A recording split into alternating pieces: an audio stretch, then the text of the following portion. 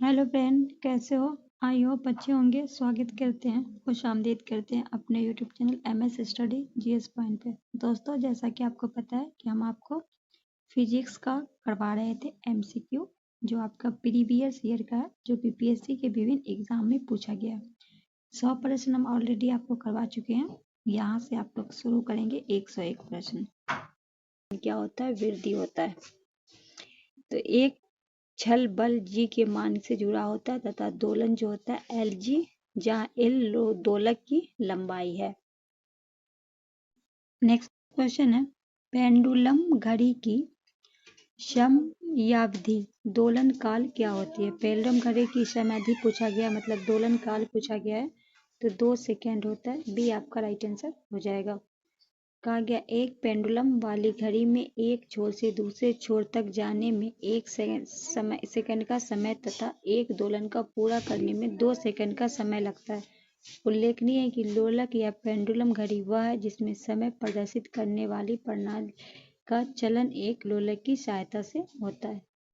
Next question है, जिसमें पूछा गया है गर्भ में भ्रूण के विकास को जानने के लिए निम्नलिखित किरणों तरंगों में किसका उपयोग किया जाता है? ये 66 एग्जाम जो हुआ था, जो निरस्त हो गया था, उसमें पूछा गया था। तो सी हो जाएगा पराध्वनि तरंगे। सी आपका राइट आंसर होगा। कहा गया गर्भ के भ्रूण के विकास को जानने के लिए पराध्वनि तरंग का उपयोग किया जाता है। भ्रूण के विकास को जानने के लिए इस प्रक्रिया को अल्ट्रासोनोग्राफी कहते हैं। अल्ट्रासोनोग्राफी में अल्ट्रासोनिक वेव पराध्वनिक तरंग का इस्तेमाल होता है। ये उच्च आवृत्ति वाली तरंग 20,000 हर्ट्ज से ऊपर होती है तथा इनके अन्य प्रयोग लीवर, किडनी, पेट, दिल की जांच करने में तथा घड़ी, विमान एवं कीमती कपड़ों की सफाई में, सोनार में तथा हानिकारक जीवाणु को नष्ट करने आदि में होता है। नेक्स्ट है, रेडियोथेरेपी में अल्फा विकिरण का उपयोग नहीं किया जाता है। क्यों नहीं किया जाता है? यह मानव ऊतकों के लिए जहरीली है, यह लागत प्रभावी नहीं होती, या यह एक अनायकी विकिरण है, या मानव त्वचा में प्रवेश करने पे असमर्थ है। तो राइट आंसर इसका क्या हो जाएगा? ए हो जाएगा कि रेडियोथेरेपी में अल्फा विकिरण का उपयोग नहीं किया जाता है क्योंकि यह मानव ऊतकों के लिए जहरीली है। ये आपका राइट आंसर हो जाएगा। यहाँ कहा गया रेडियोथेरेपी में अल्फा किरण का उपयोग नहीं किया जाता है क्योंकि यह मानव ऊतकों के लिए जहरीली है। इसमें एक्सरे का उपयोग होता है, परंतु प्रोटॉन या अन्य प्रकार की ऊर्जा के उपयोग किया जा सकता है। रेडियोथेरेपी का उपयोग कैंसर इलाज के लिए सबसे व्यापक रूप से किया जाता है। नेक्स्ट क्वेश्चन है, क्वेश्चन नंबर 105। निम्नलिखित में किसके द्वारा एक पुरानी लिखी हुई धुंधली सामग्री आसानी से पढ़ी जा सकती है? तो IR किरण के बारे में कुछ जानेंगे। ये आपका राइट आंसर होगा। अवरक्त किरण का तरंग दैर्घ्य 78 से 10 पे पावर तक होता है। सामान्य इसकी आपत्ति गर्म पदार्थ और अणुओं से होती है। इसका प्रयोग रिमोट कंट्रोल, कायिक चिकित्सा, जीर्ण तथा धुंधली अवस्था में रखी किताबों को पढ़ने के लिए किया जाता है। एक्स किरण का प्रयोग टूटी हुई हड्डी को जानकारी में, गामा किरण का प्रयोग कैंसर की चिकित्सा में किया जाता है। नेक्स्ट है, विद्युत चुम्बकीय तरंग का वेग होता है 3 पे गुने 10 पे पावर 8 ms। ये आपका राइट आंसर हो जाएगा। आ गया लोलक की काल अवधि, टाइम ऑफ पीरियड, तो लंबाई के ऊपर क्या करती है? निर्भर करती है। बी आपका राइट आंसर होगा। कहा गया सरल लोलक की काल अवधि लंबाई के ऊपर निर्भर करता है। सरल लोलक का अर्थ आवर्तकाल प्रभावी लंबाई के वर्गमूल अनुक्रमानिक होता है, अर्थात प्रभावी लंबाई बढ़ने पे आवर्तकाल बढ़ता है तथा घटाने पे क्या होता है? घटता है। कहा गया बिल्ली के सुनने की आवृत्ति विस्तार होती है, कितनी होनी चाहिए? 45 हर्ट्ज से 64 किलो हर्ट्ज। ये आपका राइट आंसर होगा। ये आपका PPSC में पूछा गया है। बिल्ली के सुनने की आवृत्ति विस्तार 45 हर्ट्ज से 64 किलो हर्ट्ज तक होता है। उल्लेखनीय है कि ध्वनि तरंग का अनुदैर्ध्य यांत्रिक तरंग में होता है। मनुष्य द्वारा 20 हर्ट्ज से 2000 हर्ट्ज के बीच यांत्रिक तरंगों को सुना जा सकता है। 20,000 हर्ट्ज के ऊपर की तरंग को पराशर तरंग कहा जाता है। मनुष्य के कान इसे नहीं सुन पा सकता, परंतु कुछ जानवर जैसे कुत्ता, बिल्ली, चमगादड़ आदि से सुन सकते हैं। नेक्स्ट क्वेश्चन कहा गया किस रंग का तरंग दैर्ध्य सबसे अधिक होता है? डी हो जाएगा लाल। लाल रंग का तरंग सबसे अधिक होता है तथा बैंगनी रंग का तरंग सबसे कम होता है। माध्यम किसी भी कण के एक पूरे चक्कर के कंपन समय तरंग या कहा गया एक पियानो की पिच कम करने के लिए क्या किया जाता है? तो एक पियानो को पिच करने के लिए मोटाई तथा तारों के तनाव पर निर्भर करता है। मोटाई और तारों के क्या होता है? तनाव पर। पिच को कम करने के लिए मोटे तार का प्रयोग या तार के तनाव को कम किया जाता है। तो मोटे स्ट्रिंग का उपयोग करना चाहिए और स्ट्रिंग में तनाव बढ़ाना चाहिए। तो ए बी दोनों होगा तो राइट आंसर ई हो जाएगा। कहा गया जब ध्वनि तरंग के रूप में चलती है तो क्या होता है? तो माध्यम के कण अपनी औसत स्थिति को छोड़े बिना ऊर्जा में स्थानांतरित करते हैं। डी आपका राइट आंसर होगा। कहा गया है कि जब तरंग किसी माध्यम में गति करती है तथा माध्यम में कुछ दोलन या कंपन उत्पन्न हो जाते हैं, इन्हीं दोलन या कंपनों के कारण ऊर्जा का स्थानांतरण होता है, लेकिन वास्तविकता के माध्यम से कण गति नहीं करते। इसी तरह जब ध्वनि तरंग के रूप में चलती है तो माध्यम कण अपनी स्थिति को छोड़े बिना ऊर्जा का स्थानांतरण करते हैं। नेक्स्ट है विभाजन के दीवारों में ध्वनि अवशोषित करने के लिए सर्वोत्तम पदार्थ क्या है? सी कांच की रुई। नेक्स्ट है अगर ध्वनि वायु के जल में प्रवेश करती है तब किसी मात्रा में परिवर्तन नहीं होता। कौन से मात्रा में परिवर्तन नहीं होता? तो आवृत्ति में नहीं होता है, आयाम में होता है, तरंगदैर्घ्य में होता है, वेग में होता है। कहा गया एक ध्वनि जब एक माध्यम से दूसरे माध्यम में जाती है तो ध्वनि के चाल तरंगदैर्घ्य बदल जाती है, जबकि आवृत्ति नहीं बदलती। अतः ध्वनि वायु में जल में प्रवेश करती है तब आवृत्ति में परिवर्तन नहीं होता है। FM ब्रॉडबैंड निम्नलिखित में किस में आता है? HF, SF, US, BHF या इनमें से कोई नहीं। तो पहले तो इसका राइट आंसर हो जाएगा। कहा गया है FM का ब्रॉडबैंड निम्नलिखित में किस में आता है? तो BHF। डी आपका राइट आंसर हो जाएगा। कहा गया FM रेडियो का ब्रॉडबैंड 88 MHz से 108 MHz तक होता है, जो अति उच्च आवृत्ति VHF के अंतर्गत आता है, जबकि उच्च आवृत्ति SHF के परागत में 3 CHz उच्च आवृत्ति HF का परास जो होता है 330 MHz तथा अल्ट्रा हाई फ्रीक्वेंसी UHF परास 300 से 3000 MHz तक होता है। नेक्स्ट है क्वेश्चन नंबर 115 है कम्यूटेड टोमोग्राफी CT स्कैन प्रयोग करती है। तो ये एक्स किरण जो है प्रयोग करती है। कम्यूटेड टोमोग्राफी मतलब CT स्कैन विशिष्ट क्षेत्र में क्रॉस सेक्शन टोमोग्राफिक छवि आभासी स्लाइस का उत्पादन करने के लिए विभिन्न कोणों से ली गई एक्सरे मापन की कंप्यूटर संसाधन का उपयोग किया जाता है। नेक्स्ट है अल्ट्रासोनिक तरंग है। तो बीच के ऐसे से ज्यादा आवृत्ति की ध्वनिक तरंग को क्या कहते हैं? अल्ट्रासोनिक तरंगे कहते हैं। बी आपका राइट आंसर होगा। कहा गया है कि अल्ट्रासोनिक तरंग जो होता है वो बी के से ज्यादा आवृत्ति की ध्वनि की तरंग है। यह तरंग मानव के लिए उच्च आवृत्ति के साथ आश्रय ध्वनि के रूप में परिभाषित की जाती है। इस तरंग का उपयोग वस्तु पर पता लगाने और दूरी को मापने इमेजिंग या सेमोग्राफी में किया जाता है।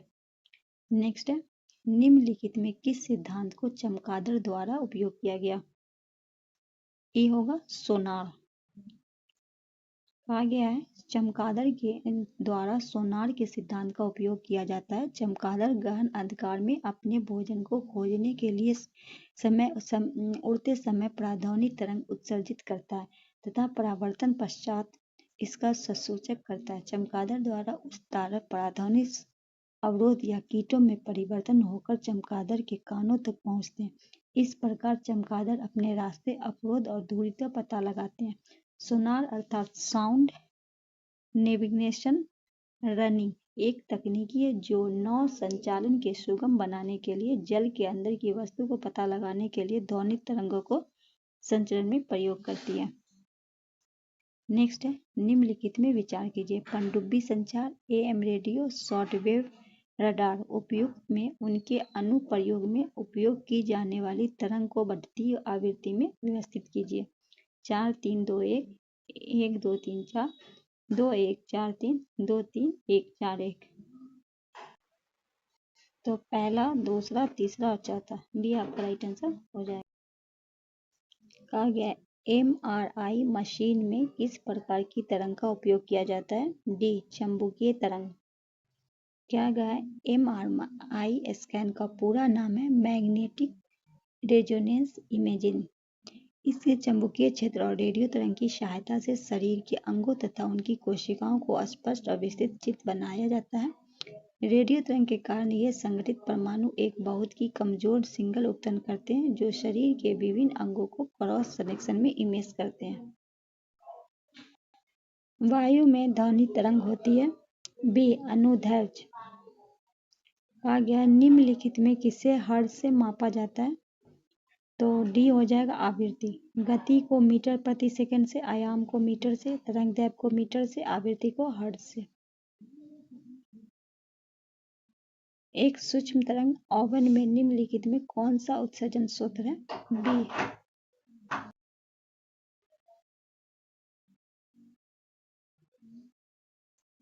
तो बी हो जाएगा मैग्नेट्रॉन। नेक्स्ट क्वेश्चन है ध्वनि चित्रण सोनोग्राफी में कौन सी तरंग प्रयोग होता है? बी. परादैनिक तरंग। कहा गया ध्वनि चित्रण सोनोग्राफी में परादैनिक तरंग का प्रयोग किया जाता है। इसका प्रयोग शरीर आंतरिक भागों की चिकित्सा जांच के लिए किया जाता है। नेक्स्ट है ध्वनि संरक्षण नहीं कर सकती जल में, ठोस में, गैस में, निर्वात में। इसमें नहीं कर सकती ये पूछा गया प्रश्न है, तो पहले तो इसके बारे में यही हम बता देते हैं। इसका डी हो जाएगा निर्वात में। कहा गया है कि ध्वनि संरक्षण के लिए माध्यम की जरूरत होती है। ठोस तरफ गैस ध्वनि का संरक्षण संभव है, निर्वात में ध्वनि का संभव नहीं है। दो उत्तोरत सिंक अथवा दो उत्तरगर्त के बीच की दूरी को क्या कहते हैं? तरंगदैर्ध्य कहते हैं। बी आपका राइट आंसर होगा। दो उत्तर सिंक अथवा दो उत्तरगर्त के बीच की दूरी को तरंगदैर्ध्य कहते हैं। तरंग के वेग आवृत्ति गुने तरंगदैर्ध्य, जबकि किसी माध्यम में अनुदैर्ध्य अनुप्रस्थ तरंग का संचालन होता है तो माध्यम के सभी कण कंपन करने लगते हैं। माध्यम का कोई कण अपनी समवस्था के दोनों ओर जितना अधिक विस्थापित होता है उस दूरी को आयाम कहते हैं। माध्यम का कंपन करना हुआ कोई कण एक सेकंड में जितने कंपन करता है उसे उसकी आवृत्ति कहते हैं। ध्वनि का वायु में वेग अनुपात है 330 मीटर। सी आपका राइट आंसर हो जाएगा। 100 डेसिबल ध्वनि प्रबलता स्तर संगम होता है तो एक मशीन शॉप से आने वाले शोरगुल से। डी आपका राइट आंसर होगा। क्या 100 डेसिबल ध्वनि का प्रबलता स्तर एक मशीन शॉप में आने वाले शोरगुल संगत होता है। प्रबलता ध्वनि का वह लक्षण है जिसमें ध्वनि धीमी अथवा तीव्र सुनाई देती है। माध्यम के किसी बिंदु पर ध्वनि की तीव्रता उस बिंदु के एकाएक क्षेत्रफल के प्रति सेकंड तल पर लंबवत गुजरने वाली ऊर्जा के बराबर होती है।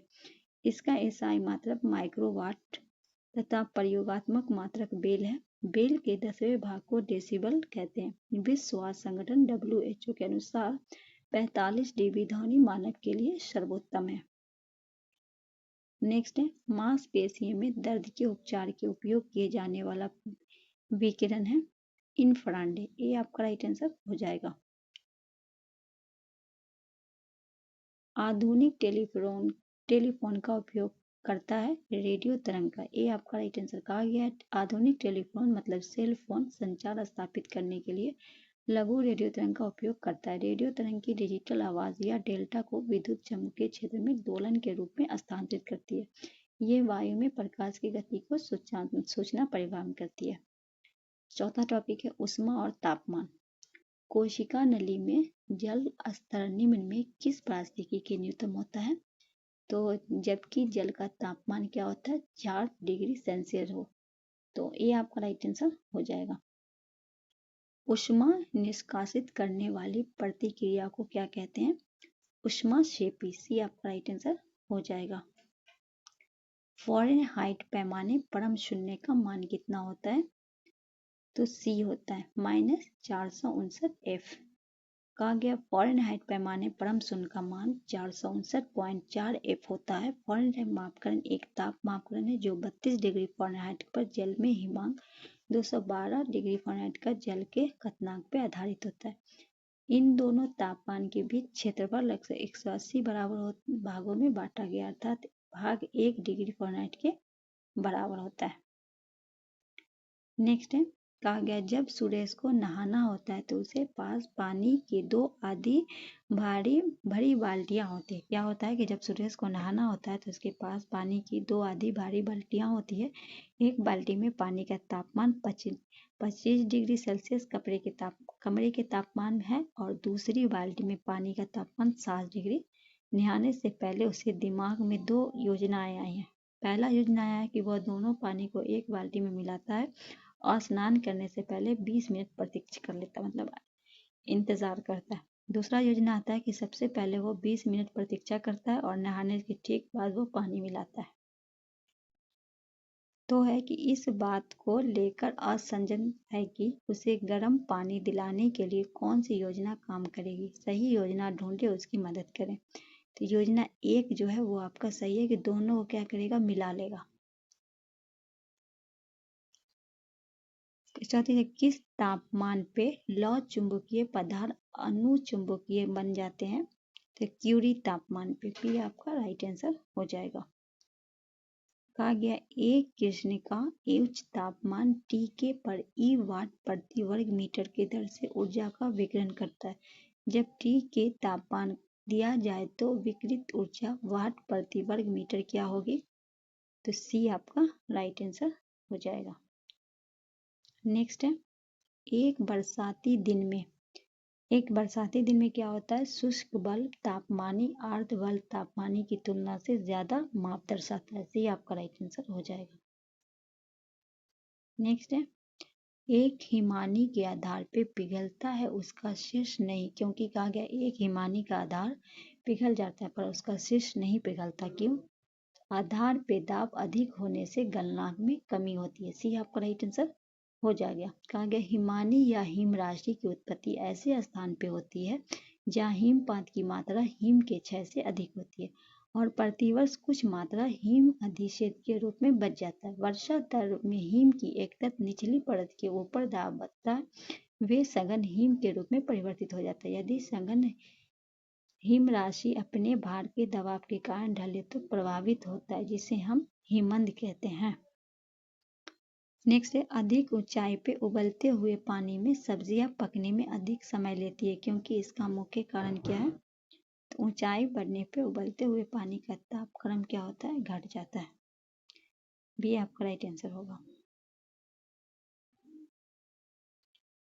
प्रतिदीप ट्यूब में पराय किस पदार्थ का उपयोग किया जाता है। ए मरकरी, भास्प और आर्गन। ये आपका राइट आंसर होगा। प्रतिदीप ट्यूब कांच की एक लंबी ट्यूब होती है जिसके अंदर दीवार पे प्रतिदीप्त पदार्थ का लेप होता है। इस ट्यूब में मरकरी गैस के साथ कुछ अक्रिय गैस जैसे आर्गन आदि भरा होता है। ट्यूब में ऊष्मा ऊर्जा कम उत्पन्न होती है, इसलिए 60 से 70 विद्युत ऊर्जा प्रकाश में बदल जाता है। इस कारण ट्यूब की दक्षता बल अधिक होती है। नेक्स्ट है निम्न में कौन सा परम शून्य तापमान में प्रतिनिधित्व करता है। डी हो जाएगा -273।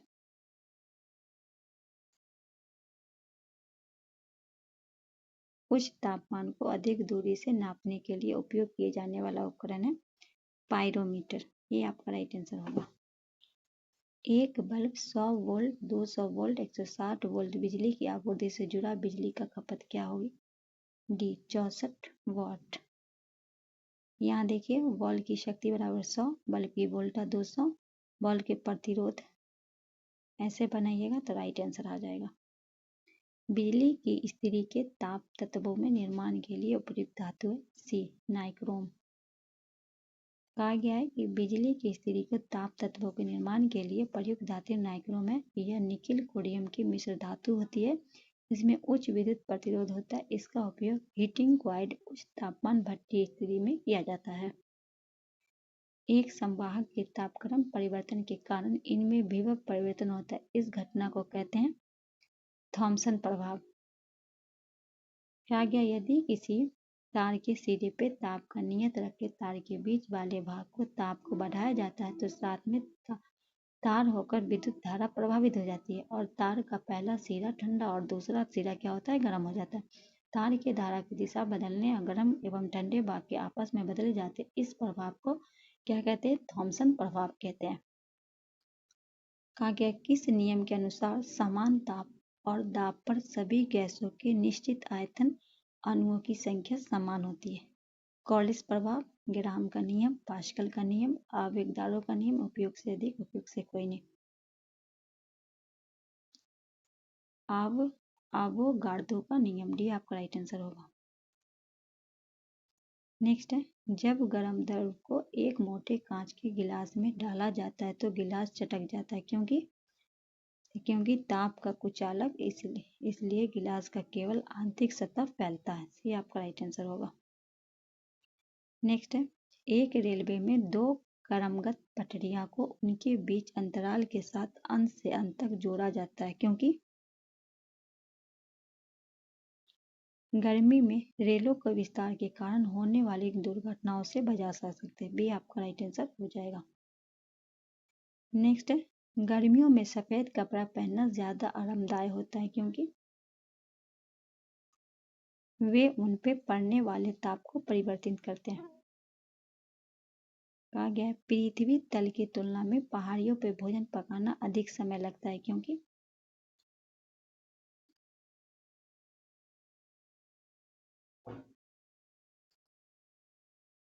पहाड़ी में वायुमंडलीय दाब मैदानी इलाकों की तुलना में कम है और इसलिए पानी 100 डिग्री सेल्सियस से कम ताप में उबलता है, जिससे खाना पकाने में समय में वृद्धि होती है।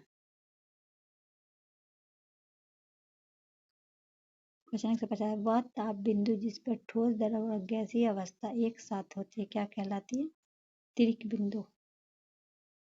कहा गया है, ताप और दाब ऐसी अवस्था है जिसमें किसी पदार्थ की ठोस, द्रव और गैसीय अवस्था सामान्य में रह सकती है, तिर्क बिंदु कहलाती है। शुद्ध जल का तिर्क बिंदु 273 16 के मतलब इतना किमी पारे पे होता है। वह निश्चित ताप जिस पर कोई द्रव गैस अवस्था में परिवर्तन होता है उस द्रव की क्वथनांक कहलाता है।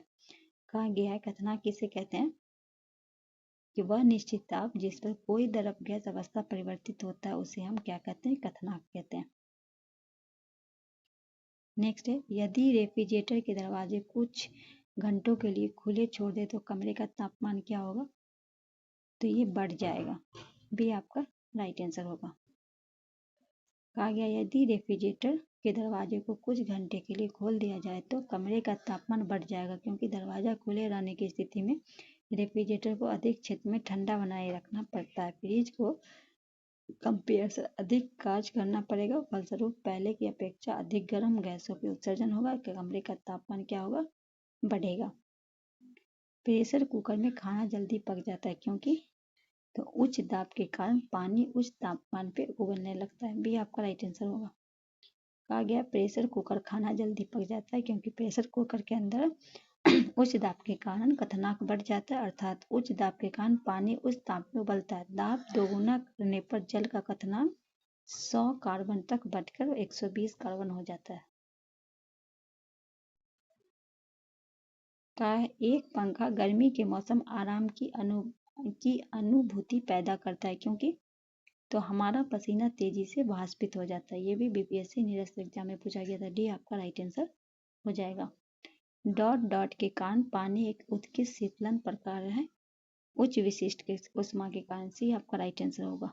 उच्च विशिष्ट उष्मा के कारण पानी उत्कृष्ट शीतलन कारण है। उल्लेखनीय है कि स्थिर आयतन पे किसी गैस एक द्रव्यमान पे 1 डिग्री कारण बढ़ने के लिए आवश्यक उष्मा की मात्रा उस गैस के आयतन में विशिष्ट उष्मा कहते हैं। जल के अणुओं के बीच बहुत मजबूत हाइड्रोजन आबंध है जो उच्च आंतरिक आणविक बल योगदान देते हैं। क्योंकि अंतर आणविक बल ज्यादा, इसलिए अंतर आणविक बलों को तोड़ने के लिए जल अधिक उष्मा आवश्यकता है। एक सुचालक को दूसरे चार्ज किए गए सुचालक के पास लाकर बिना संपर्क बनाए गए चार्ज करने की प्रक्रिया क्या कहलाती है?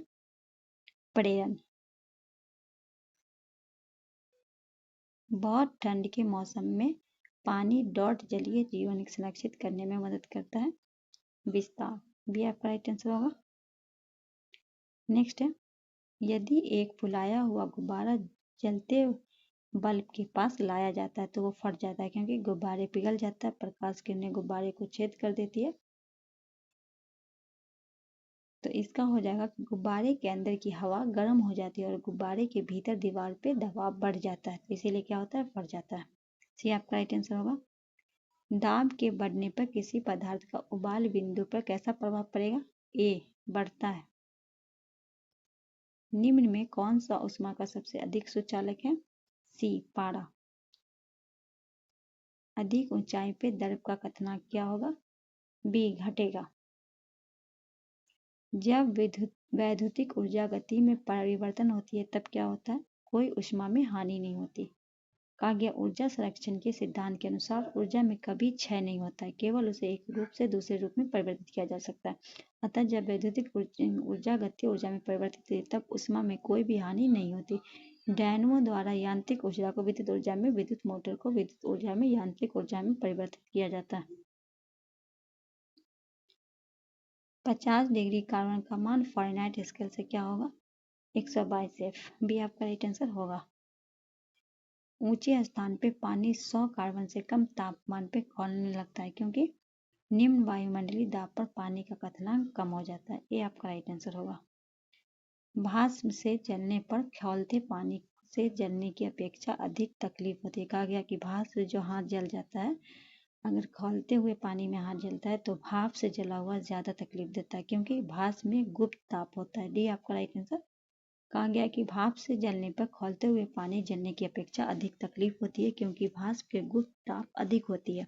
जब किसी द्रव को गर्म करते हैं तो प्रारंभ के द्रव का ताप बढ़ता है, परंतु कुछ देर बाद ताप की स्थिति हो जाता है, वह द्रव उबलने लगता है। इस प्रकार उबलते हुए द्रव को देरी जाने वाली ऊष्मा उसका ताप नहीं बढ़ाती बल्कि अवस्था परिवर्तन में व्यय होती है। इसे भाप में गुप्त ऊष्मा कहते हैं। भाप में क्वथनांक की ऊष्मा में आंतरिक भाप में गुप्त ऊष्मा ही होती है, इसलिए भाप में जलने पे अधिक तकलीफ होती है।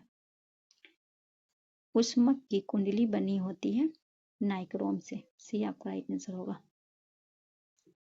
मिट्टी के घड़े में जल का शीतल बना रहना निर्भर करता है, क्या होगा? उपयुक्त में सभी। डी आपका राइट आंसर हो जाएगा। ठंडे देशों में सर्दियों के सरोवर जम जाते हैं और सतह नीचे पानी तापमान रहता है 4 डिग्री कार्बन। क्वेश्चन नंबर 168 है 100 डिग्री सेल्सियस किसके बराबर होता है? 212 F। डी आपका राइट आंसर होगा। 40 डिग्री सेल्सियस का मान फ़ारेनहाइट स्केल में है 104 फ़ारेनहाइट। ये आपका राइट आंसर होगा। ठंडे के दिनों में लोहे के गुटके और लकड़ी के गुटकों की परात काल छुए तो लोहे का गुटका ठंडा लगता है क्योंकि, तो लकड़ी की तुलना में लोहा ऊष्मा अच्छा चालक है। बी आपका राइट आंसर होगा। सेल्सियस स्केल पे मानव शरीर का सामान्य तापमान क्या होगा? 98.4 C। बी आपका राइट आंसर होगा। सॉरी, बी नहीं होगा, इसका हो जाएगा 36.9 C। संघनन क्या है? वाष्प का दर में परिवर्तन होना। सी आपका राइट आंसर होगा। वह तापक्रम जिसपे फ़ारेनहाइट एवं सेंटीग्रेड दोनों स्केल का मान समान होता है 40 डिग्री। इसी तापमान पे सेल्सियस और फ़ारेनहाइट पैमाने का मेल खाता है। सी, -40 डिग्री। स्टीम इंजन कैसे चलता है? बी, ऊष्मा से। वातानुकूलन यंत्र में किस कारण ठंडा होता है? गैस को दबाने एवं मुक्त करने। ये आपका राइट आंसर हो जाएगा। जैसे एसी वगैरह हुआ। यहाँ से आपसे प्रकाश से पूछा था लाइट इंद्रधनुष हमेशा निम्नलिखित में किस दिशा में बनता है? सूर्य के ऊपर, सूर्य से नीचे, सूर्य के लेवल पे, आगे ऑप्शन है सूर्य के विपरीत पे, तो ये हमेशा सूर्य के विपरीत में बनता है। डी आपका राइट आंसर होगा। डॉक्टर द्वारा निम्न में किस सतह पे दर्पण का प्रयोग किया जाता है? तो डी, समतल दर्पण पे। किसी शब्दकोश में लिखे छोटे अक्षर को पढ़ने के समय निम्न में कौन सा लेंस पसंद करेंगे? ई, क्योंकि अधिक फोकस दूरी वाले उत्तल लेंस का आवर्धन क्षमता कम होता है, अतः शब्दकोश में छोटे अक्षर को पढ़ने के लिए 5 सेमी फोकस दूरी का उत्तल लेंस बेहतर होगा। निम्नलिखित में किस भाग पे किसी वस्तु का प्रतिबिंब बनता है? दृष्टि पटल पे। सी आपका राइट आंसर होगा। मानव आंख की फोकस दूरी में परिवर्तन निम्नलिखित किसके कारण होता है? Ciliary muscles. C, muscle. C आपका राइट आंसर हो जाएगा। वाहनों के साइड पे ट्रैफिक देखने के लिए किस प्रकार के दर्पण का प्रयोग किया जाता है? सी उत्तल। फोटो इलेक्ट्रिक सेल एक ऐसा उपकरण है जो कि प्रकाश ऊर्जा को विद्युत ऊर्जा में बदलता है। कहा गया फोटो उत्सर्जक जो सेल है उसे फोटो वाहिका सेल भी कहते हैं, फोटो वोल्टिकल सेल भी कहते हैं। अवतल दर्पण द्वारा बनाया गया प्रतिबिंब वास्तविक में उल्टा वस्तु के आकार में बराबर होता है। तो वस्तु की स्थिति कैसी होनी चाहिए? वक्रता के केंद्र पे। भी आपका राइट आंसर हो जाएगा। कहा गया जब किसी वस्तु की स्थिति वक्रता केंद्र पे होती है तो अवतल दर्पण द्वारा बनाया गया प्रतिबिंब वास्तविक में उल्टा वस्तु के आकार में बड़ा होता है। जिस गोलीय दर्पण का परावर्तक जल धंसा रहता है उसे अवतल दर्पण कहते हैं। अवतल दर्पण को अभिसारी दर्पण भी कहा जाता है क्योंकि यह अनंत के आने पर किरण से सिकुड़ता है।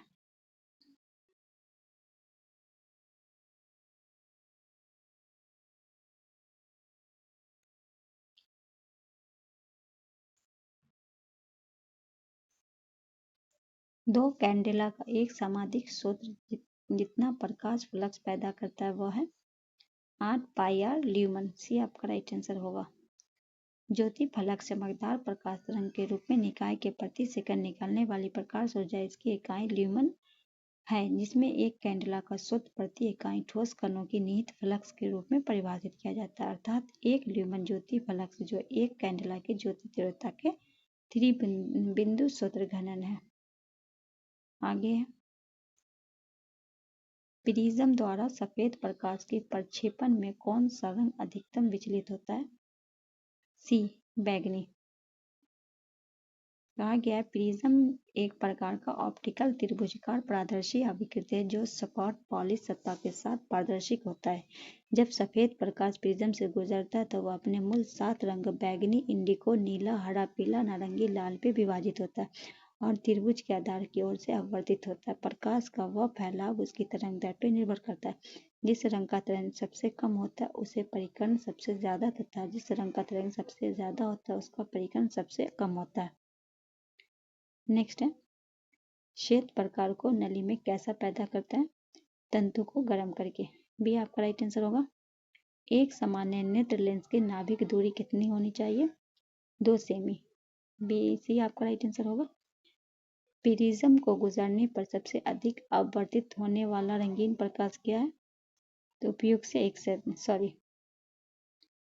बी बैंगनी।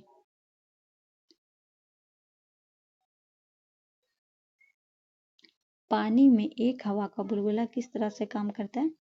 अवतल लेंस। डी आपका राइट आंसर होगा। रवन के प्रभाव सर्विरमन के कारण रवन प्रभाव के बारे में निम्नलिखित में कौन सा कथन सही है? तो परिकृत प्रकाश की आवृत्ति परिकर्ण के बाद बढ़ती है और घटती है। भी आपका राइट आंसर होगा।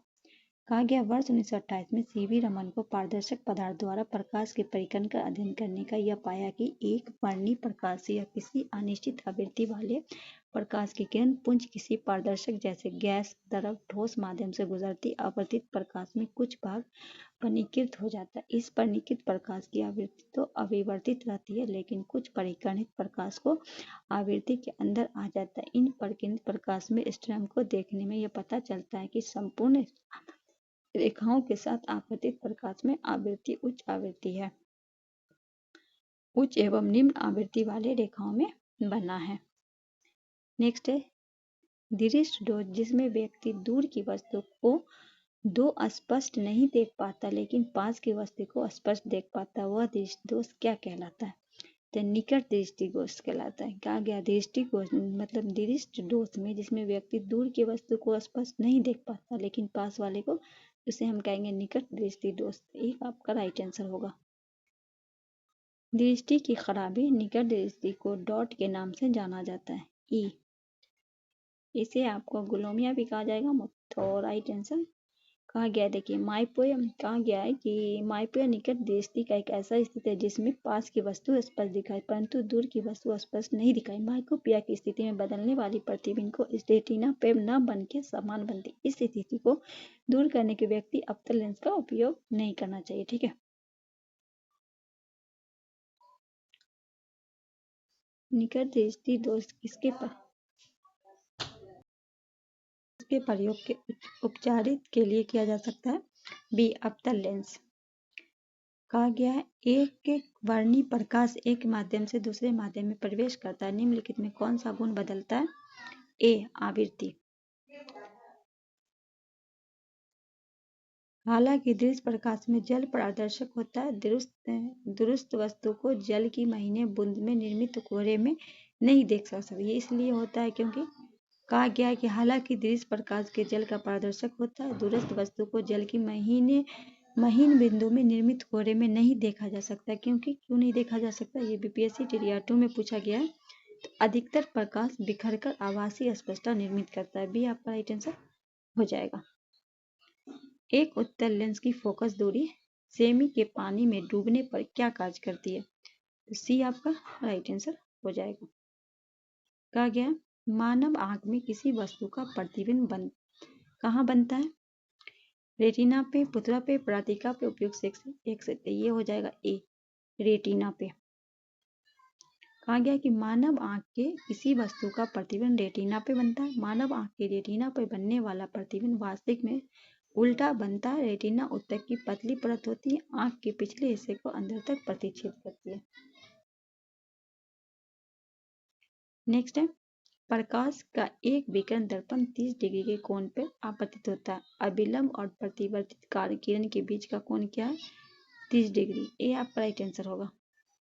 ये बना हुआ कोण है, ठीक है। नेक्स्ट क्वेश्चन है निम्नलिखित में किस में उच्चतम ऊर्जा होती है? नीला प्रकाश में। तो दोस्तों ये रहा आपका 200 प्रश्न। 100 प्रश्न मैंने उस दिन करवाया था, 100 प्रश्न आज करवा दी हूँ। हो जाना चाहिए आपका 300 प्रश्न।